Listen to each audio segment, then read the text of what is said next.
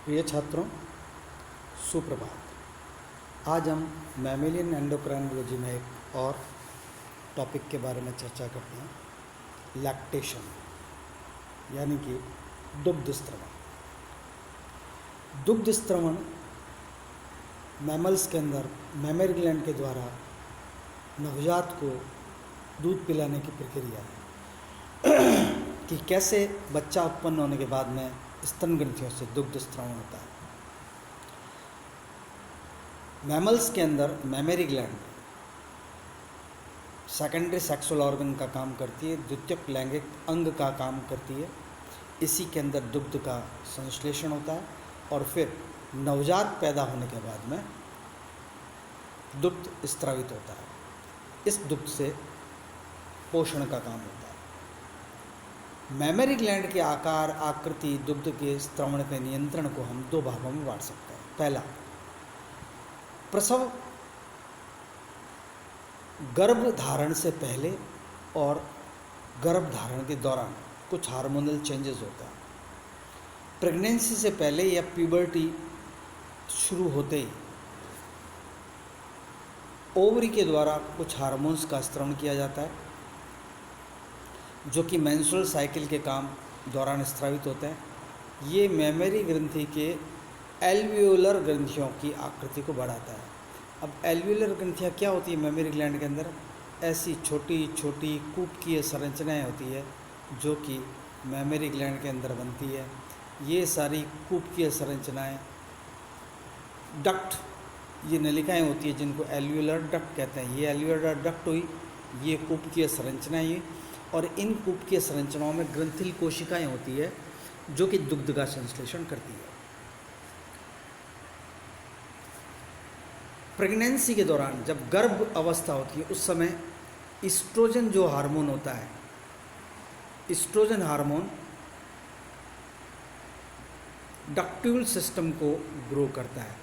यानी कि mammary gland की ये जो डक्ट्स होती है खूब विभाजित और ब्रांचित होती है और इनके चारों ओर ये एल्वियोलाई का निर्माण होता जाता है।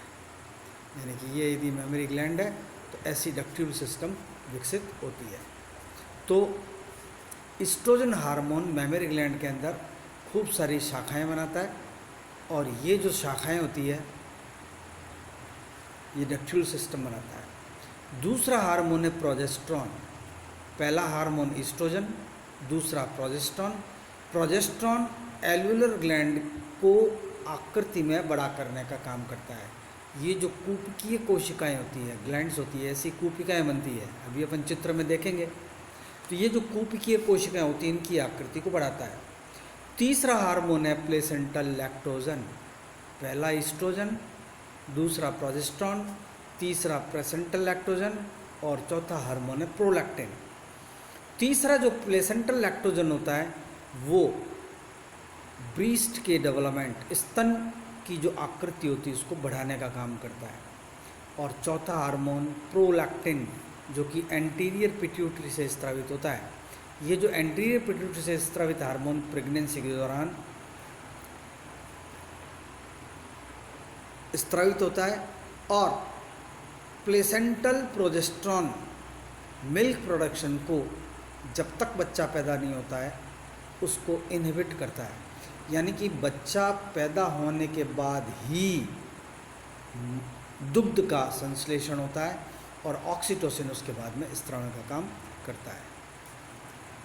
यदि हम एक ब्रीस्ट की संरचना देखें मैमरी ग्लैंड की, तो स्तन ग्रंथि दुग्ध स्त्रवण को उत्पादन करने में सहायता करती है। इसके अंदर पाए जाने वाले वसा उत्तक इसके आकृति को सुनिश्चित करते हैं। यदि वसा उत्तक की मात्रा अधिक होगी आकार बड़ा होगा, वसा उत्तक की मात्रा कम होगी आकार छोटा होगा। हालांकि इसी वसा उत्तक के आधार पर स्त्रियों के अंदर जो मैमरी ग्लैंड की आकृति और आकार होता है वो भिन्न होता है। जो दुग्ध की मात्रा होती है उसको किसी भी प्रकार से मैमरी ग्लैंड की आकृति और साइज से कोरिलेट नहीं करना चाहिए। आकृति का और दुग्ध के संश्लेषण का आपसी संबंध वैसे नहीं होता है। जो स्तन ग्रंथि का गहरा क्षेत्र होता है यानी कि जो एक स्तन ग्रंथि होती है उसका जो गहरा क्षेत्र होता है,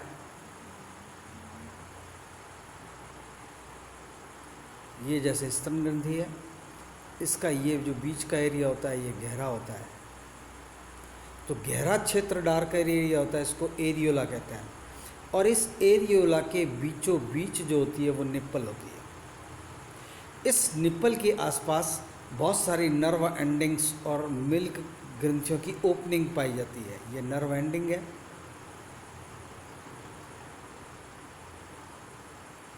तो नर्व एंडिंग्स और ओपनिंग पाई जाती है।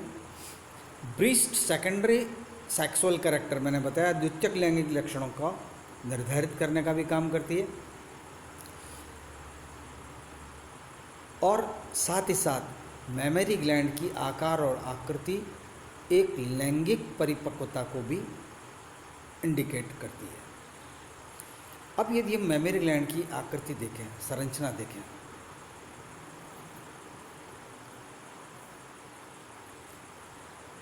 ये मेमरी ग्लैंड है। ये मेमरी ग्लैंड का डार्क एरिया एरियोला कहलाता है। एरियोला के बीचों बीच ये जगह निप्पल कहलाती है। बहुत सारा मेमरी ग्लैंड के अंदर ये डक्ट्स पाई जा रही हैं और ये डक्ट्स धीरे धीरे सब मिलकर एक मिल्क डक्ट बनाती है। साथ ही साथ मेमरी ग्लैंड के चारों तरफ फैट टिश्यू पाया जा रहा है। ये फैट टिश्यू मेमरी ग्लैंड की मोटाई करती है। और मेमरी ग्लैंड के नीचे की तरफ ये जो संरचनाएं होती है ये सस्पेंसरी लिगामेंट्स भी होते हैं और मसल्स भी पाई जाती है।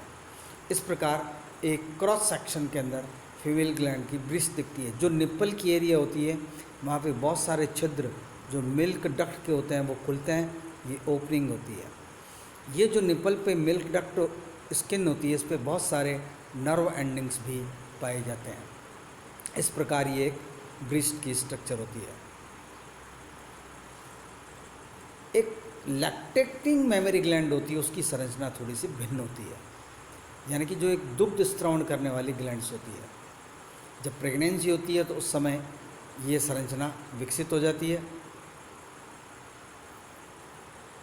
आप देखिए जो हमारे चेस्ट के ऊपर मसल्स होती है वो विकसित होती है। यहाँ पर इसको पेक्टोरलिस मेजर कहते हैं।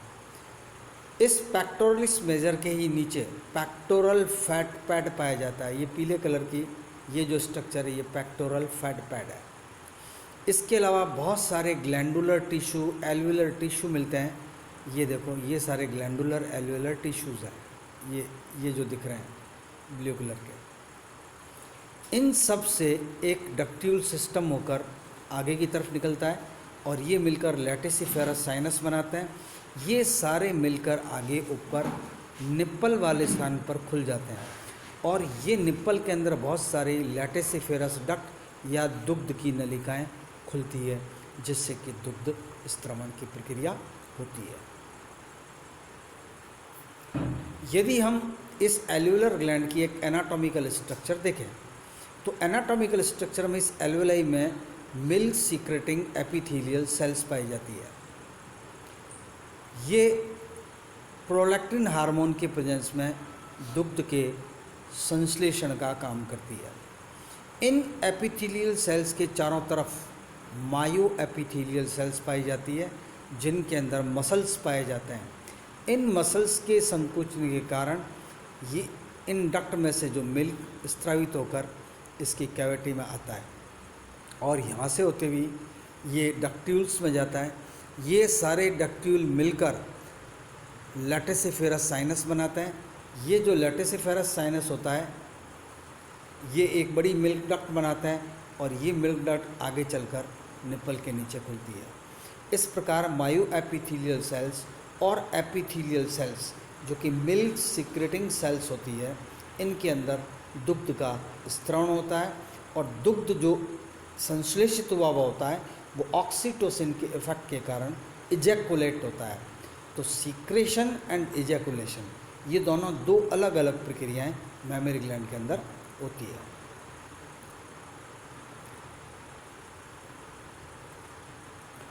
यदि हम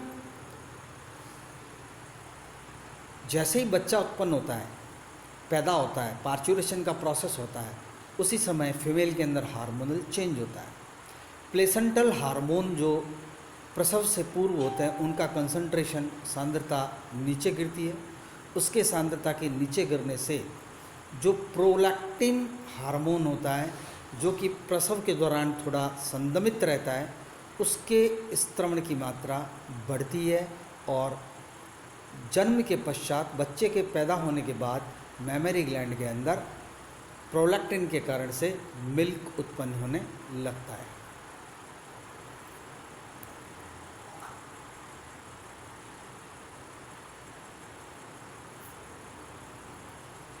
तो prolactin hormone milk producing hormone भी अपन बोल सकते हैं, यानी कि ये इन एपिथेलियल सेल्स के अंदर मिल्क को संश्लेषित करवाता है। दूसरा, बच्चा पैदा होने के बाद में जैसे ही माँ के स्तनों को टच करता है तो ये जो स्टिमुलेशन होता है, मैकेनिकल स्टिमुलेशन, यांत्रिक उद्दीपन, ये मस्तिष्क में जाकर पिट्यूटरी ग्लैंड के पोस्टीरियर पार्ट को स्टिमुलेट करता है ऑक्सीटोसिन, एंटीरियर पिट्यूटरी को ऑक्सीटोसिन के लिए।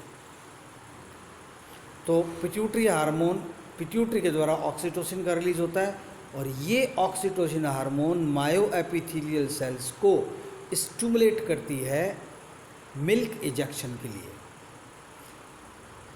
अब जैसे ही ऑक्सीटोसिन आता है तो मायो एपिथेलियल सेल्स कॉन्ट्रैक्ट होती है और मिल्क सिक्रेटरी कोशिकाओं से डक्ट्यूल्स में आता है और रिमूव्ड हो जाता है। इस प्रकार जो मिल्क इजेक्शन का प्रोसेस होता है, लैक्टेशन का प्रोसेस होता है, उसमें दो रिफ्लेक्सेस काम करते हैं। पहला रिफ्लेक्स काम करता है, बच्चा जैसे ही स्टिमुलेट करता है निपल्स को तो मैकेनिकल रिफ्लेक्स ब्रेन पे पहुंचता है, ब्रेन से ऑक्सीटोसिन का सिक्रेशन होता है यानी पिट्यूटरी ग्लैंड से। ये ऑक्सीटोसिन आकर मायो एपिथेलियल सेल को कॉन्टैक्ट करता है। ये मायो एपिथेलियल सेल्स जो मिल्क सिंथेसिस हुआ होता है उन कोशिकाओं में कॉन्ट्रैक्शन करती है और कॉन्ट्रैक्शन करने से मिल्क बाहर आता है। बाहर आने से अब ये सेल्स कॉन्ट्रैक्ट होकर मिल्क को इजेक्शन, तो ये इजेक्शन रिफ्लेक्स दूसरा रिफ्लेक्स होता है। इस इजेक्शन से मिल्क इन मिल्क डक्ट्यूल्स और लैक्टेटिंग डक्ट्यूल्स से होता हुआ निपल्स के थ्रू बाहर आ जाता है। यदि हम इस रिफ्लेक्स एक्शन को थोड़ा सा डिटेल में देखने की कोशिश करें तो जैसे इस स्लाइड्स के अंदर आपको दिख रहा है कि बेबी सकलिंग, बेबी जैसे ही निपल को सक करता है तो मैकेनो रिसेप्शंस इन निप्पल के अंदर बहुत सारे रिसेप्टर्स होते हैं मैकेनिकल। ये स्टिमुलेशन आपके पिट्यूटरी को पहुंचाते हैं। ये जैसे पिट्यूटरी को पहुंचाते हैं तो पिट्यूटरी से ऑक्सीटोसिन स्त्रवण होता है। ये ऑक्सीटोसिन पोस्टीरियर पिट्यूटरी से पहुंचकर मायो एपिथेलियल सेल्स और ये जो स्मूथ मसल्स होती है मैमरी ग्लैंड की उसको कॉन्ट्रैक्ट संकुचित करता है तो मिल्क बाहर आता है। तो मिल्क जैसे ही बाहर आता है तो बाहर आने से एंटीरियर पिट्यूटरी से प्रोलैक्टिन हार्मोन का स्त्रवण होता है और ये प्रोलैक्टिन हार्मोन मायो एपिथेलियल सेल्स में पहुंचकर मिल्क सिंथेसिस की मात्रा को बढ़ाते हैं। इस प्रकार प्रोलैक्टिन और ऑक्सीटोसिन मिलकर इस लैक्टेशन के प्रोसेस को कंट्रोल करते हैं। तो यानी कि दुग्ध स्त्रवण के अंदर मैकेनो रिसेप्शन, मैकेनिकल रिसेप्टर्स यानी कि बच्चे का सकलिंग करना स्टिमुलेशन देता है और साथ ही साथ मदर के अंदर जो मैटरनिटी का इमोशंस होता है, मातृत्व का भाव होता है, उस कारण से भी प्रोलैक्टिन का स्त्रवण होता है और ये प्रोलैक्टिन फीमेल के मैमरी ग्लैंड के अंदर मिल्क संश्लेषण के लिए उत्तरदायी होते हैं। ये जो दुग्ध होता है वो एक प्रकार का बहुत अच्छा न्यूट्रिएंट होता है। आरंभ के अंदर जो मादा के शरीर से दुग्ध स्रावित होता है नवजात पैदा होने के कुछ दिनों तक, उसको कोलेस्ट्रम कहते हैं और उसके अंदर इम्यूनोग्लोबिन ए बहुत अधिक मात्रा में पाया जाता है जो कि बच्चे को प्रतिरक्षा प्रदान करता है। इसलिए माँ का दूध एक बहुत अच्छा न्यूट्रिशन होता है, कंप्लीट न्यूट्रिशन होता है, एक बैलेंस डाइट होता है। इसलिए जो ये स्तनपान होता है वो बच्चे के लिए लाभदायक होता है। वैज्ञानिकों का ये भी मानना है कि जो ब्रेस्ट फीडिंग होती है उसके कारण से हाइपोथैलेमस के द्वारा एक विशिष्ट केमिकल का स्राव होता है, उसको बीटा एंडोर्फिन कहते हैं। ये बीटा एंडोर्फिन फीमेल के अंदर ओवरियन साइकिल को इनहिबिट करता है। अतः जब तक बच्चा माँ से दूध पीता रहता है तब तक मदर के अंदर जो मेंस्ट्रुअल साइकिल होता है वो प्राकृतिक रूप से बंद हो जाता है। इसलिए प्रॉपर ब्रेस्ट फीडिंग या प्रॉपर लैक्टेशन एक प्रकार का नेचुरल कॉन्ट्रासेप्टिव का काम करता है, प्राकृतिक गर्भ निरोध का साधन है। अर्थात प्रकृति ने बॉडी के अंदर एक ऐसा बैलेंसिंग सिस्टम बनाया है कि ये beta endorphin hormone menstrual cycle को रोके रखता है, ओवरियन एक्टिविटी को रोके रखता है। क्योंकि जब तक बीटा एंडोर्फिन की सांद्रता बॉडी के अंदर प्रॉपर होती है तो गोनेडोट्रोपिन हार्मोन का स्त्रवण नहीं होता और फीमेल के ओवरी के अंदर ओवरियन साइकिल स्टॉप रहता है। इस प्रकार ब्रेस्ट फीडिंग एक नेचुरल कॉन्ट्रासेप्शन का भी काम करता है और ब्रेस्ट फीडिंग और लैक्टेशन की प्रक्रिया बच्चे के स्वस्थ विकास के लिए भी आवश्यक होती है। हम अगले व्याख्यान के अंदर बर्थ कंट्रोल और सेक्सुअल ट्रांसमिटेड डिजीज़ के बारे में भी पढ़ेंगे।